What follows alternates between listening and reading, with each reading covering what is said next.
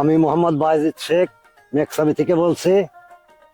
এই বিজিএস পেঁয়াজের বীজ লাল তিল এরা আমাদের কয়টা বীজ দিছিল, দেওয়ার পরে আমরা এই চারাটা দিছি মাঠে।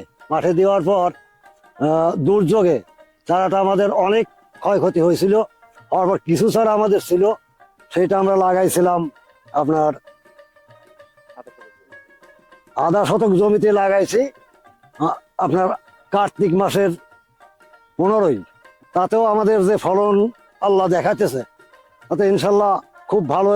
অনেকেই দেখে বলতেছে যে খুবই ভালো পেঁয়াজ হয়েছে, অনেকে লাগালে আগ্রহ হয়েছে।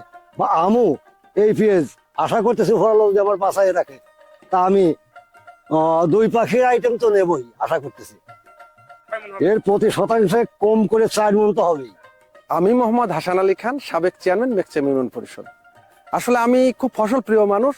তা আমার বড় ভাগিনা এই ফসলটা করেছে।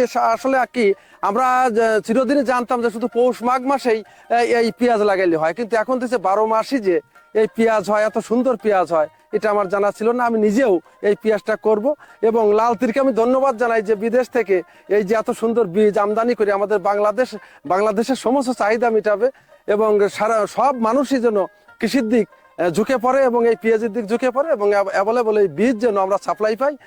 আসলে কি কৃষি আগে আমরা নিম্ন পর্যায়ে মনে করতাম, কিন্তু কৃষি যে কমার্শিয়াল নয়, শুধু কৃষি যে শিল্পে পরিণত হয়েছে সেটা লাল তীর দেখাই দিয়েছে। এই আমি আহ্বান জানাই যে লাল তীরকেও ধন্যবাদ জানাই যে এত সুন্দর বীজ আমাদের দেশে 12 মাসে পেঁয়াজ এবং মশলা জাতীয় ফসল আমাদের বাংলাদেশ যেন অন্য দেশের কাছে হাত না পাতা লাগে, এই পেঁয়াজ যেন সবাই আবাদ করে। ধন্যবাদ সকলকে। লাল তীর কোম্পানির এতদিন যে সমস্ত বীজ কৃষক ভাইরা আবাদ করছে সেটি হলো শীতকালীন ভ্যারাইটি।